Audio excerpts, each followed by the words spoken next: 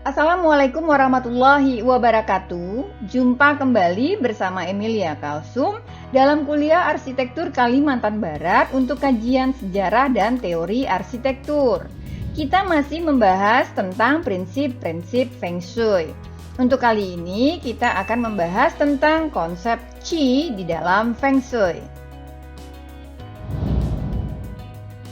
Di dalam Feng Shui, diyakini bahwa dunia diciptakan mengikuti keseimbangan antara energi Yin dan Yang dan aliran Qi. Bagaimana kemudian konsep aliran Qi di dalam Feng Shui ini? Sejak ribuan tahun yang lalu, manusia di dunia percaya tentang adanya kekuatan alam dan aliran energi semesta. Nah, tidak hanya di Eropa, tapi juga di negara yang lain. Misalnya di Cina, ini dikenal dengan nama Qi. Di Jepang, ada yang dikenal dengan nama Qi. Di India, dikenal dengan nama Prana. Qi ini adalah aliran elektromagnetik yang tak terlihat, yang menghubungkan manusia dengan alam semesta. Energi alam semesta bergerak ke segala komponen alam. Bumi menerima energi dari planet-planet dan kemudian memancarkan energi lagi keluar bumi. Qi juga terdapat di dalam tubuh makhluk hidup, misalnya tanaman, juga bahkan masuk di dalam bangunan. Ya, jadi puncak daripada Qi ini adalah energi semesta ketika ia mencapai tubuh manusia. Aliran energi dari benda yang satu ke benda yang lainnya inilah yang disebut dengan Feng Shui. Selanjutnya, di dalam Feng Shui, energi ini bergerak dalam konteks angin dan air. Jadi ada energi Qi yang dibawa oleh angin dan air. Ada energi dari sinar matahari, energi fisik dan tubuh kita. Qi bergerak menuju segala arah dan juga menembus dinding. Nah, pada dinding saja ia tembus, apalagi pada jendela yang terbuka atau pintu yang terbuka. Itu sebabnya pada arsitektur Tionghoa sangat penting sekali di mana letak daripada bukaan-bukaan, terutama pintu utama. Selanjutnya, Qi bergerak seperti angin dan air dalam alirannya. Makanya Feng Shui disebut dengan angin dan air, ya. Jadi artinya adalah bahwa di dalam angin dan air itu terdapat aliran atau energi Qi. Kemudian energi ini tersebar di alam semesta, ya, sampai ke bumi menuju landscape, sampai kepada batu, tanah, air, logam dan lain sebagainya. Kemudian ini menjadi unsur yang mempengaruhi manusia, bangunan, rumah, pohon, dan banyak lagi yang lainnya. Dan energi ini bergerak mengikuti bentuk daripada benda yang dilaluinya. Jadi apakah benda itu bulat, runcing, bertekstur atau licin, sangat mendukung atau sangat mempengaruhi pergerakan daripada energi yang terdapat pada angin dan air tersebut. Lalu bagaimana pengaruh Qi terhadap manusia?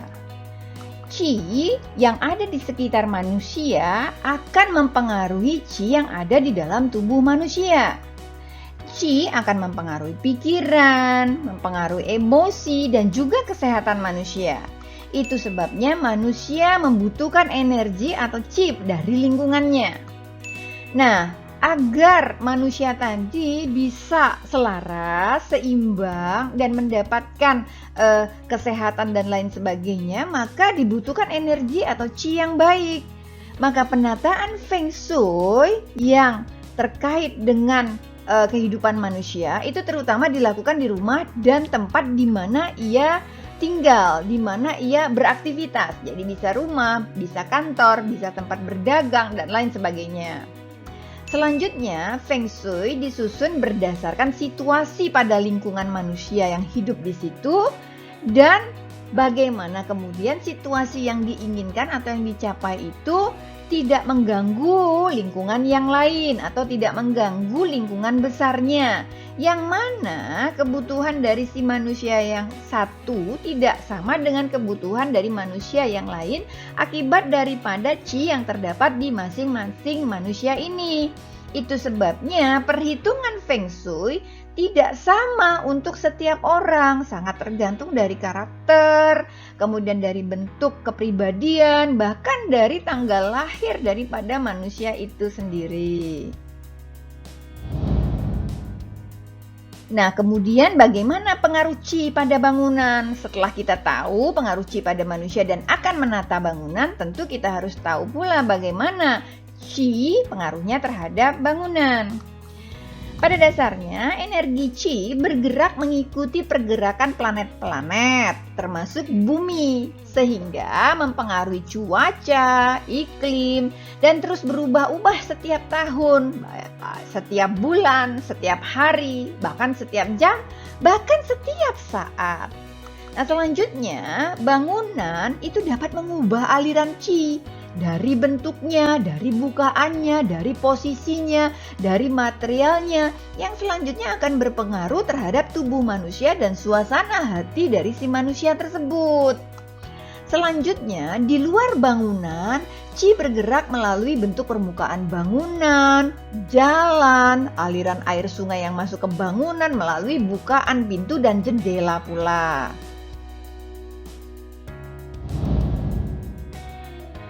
Karena itu, konsep Feng Shui yang paling penting adalah bagaimana bisa memasukkan qi dari luar pada bangunan atau ke dalam bangunan.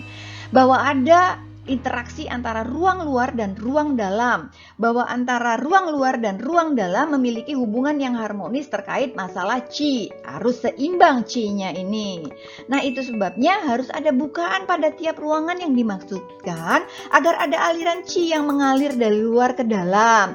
Kemudian di dalamnya juga terjadi aliran qi yang baik, yang tidak terlalu cepat atau terlalu lambat, atau bahkan qi-nya terperangkap di dalam bangunan, karena ini bisa menyebabkan atau menimbulkan masalah kesehatan pada penghuninya. Ini bagaikan orang berada di dalam suatu bangunan dengan udara mati di dalamnya. Nah, kemudian terkait bukaan ini juga terkait dengan pandangan atau view, yang mana view yang baik dari sebuah bukaan itu bisa juga menimbulkan energi yang baik pada si penghuni, bahwa view yang baik menambah energi yang baik pula yang bisa dinikmati oleh si penghuni, yang bisa menimbulkan ketenangan, kesegaran, dan lain sebagainya. Nah, konsep penghawaan ini menjadi masalah atau hal yang paling utama dalam Feng Shui, yaitu untuk mengalirkan udara segar di dalam seluruh bangunan. Jadi pada dasarnya konsep Feng Shui adalah menyelaraskan energi qi yang berupa angin dan air ini. Sehingga dalam konteks penataan bangunan penting sekali untuk mengetahui aliran qi dan sifat-sifat daripada angin dan air tersebut. Nah, ini kan sangat bersifat fisik, sangat bisa dilihat dengan mata dan sangat bisa dinilai dengan logika. Sebuah konsep yang sebetulnya juga terdapat di dalam ilmu-ilmu bangunan atau ilmu-ilmu arsitektur di luar Feng Shui itu sendiri.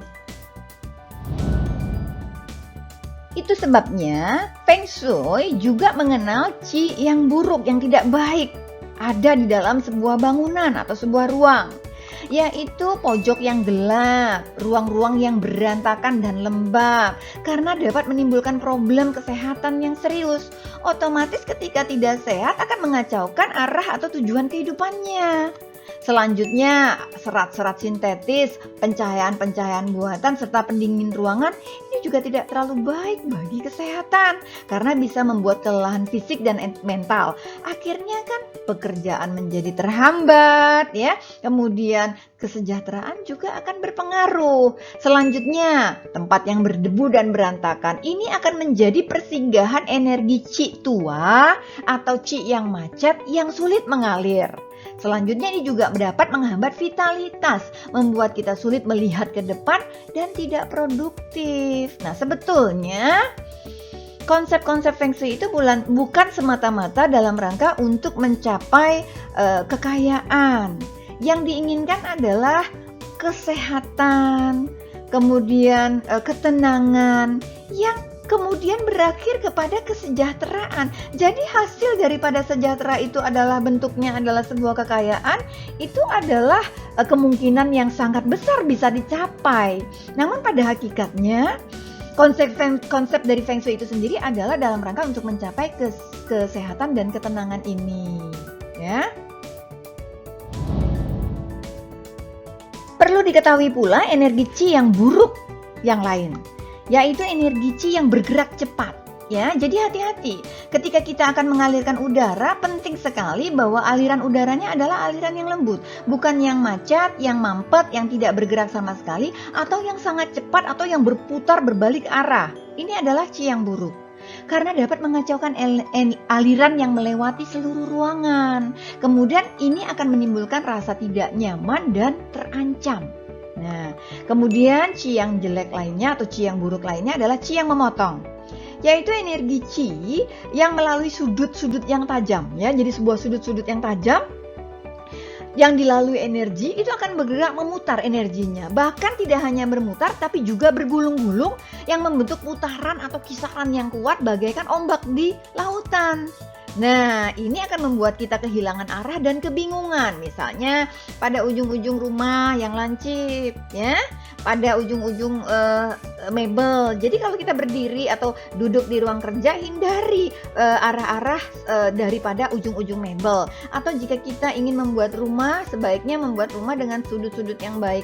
Karena itu mengapa akhirnya banyak bangunan Tionghoa atau arsitektur Tionghoa, atap-atapnya berbentuk lengkung ke atas. Ini dimaksudkan agar tidak menusuk atau mengganggu orang-orang yang ada di sekitar dari bangunan tersebut. Karena konsepnya adalah keseimbangan, bahwa kebaikan tidak hanya milik kita tapi juga harus diberikan kepada orang lain dalam rangka untuk mencapai keseimbangan kita terhadap alam semesta, terhadap manusia yang ada di sekitar kita, juga terhadap surga.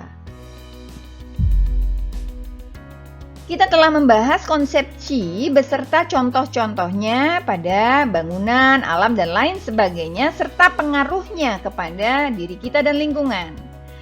Masih ada lagi konsep-konsep daripada arsitektur Tionghoa atau konsep Feng Shui ini. Apa saja prinsip-prinsip tersebut? Saksikan terus video-video selanjutnya. Assalamualaikum warahmatullahi wabarakatuh.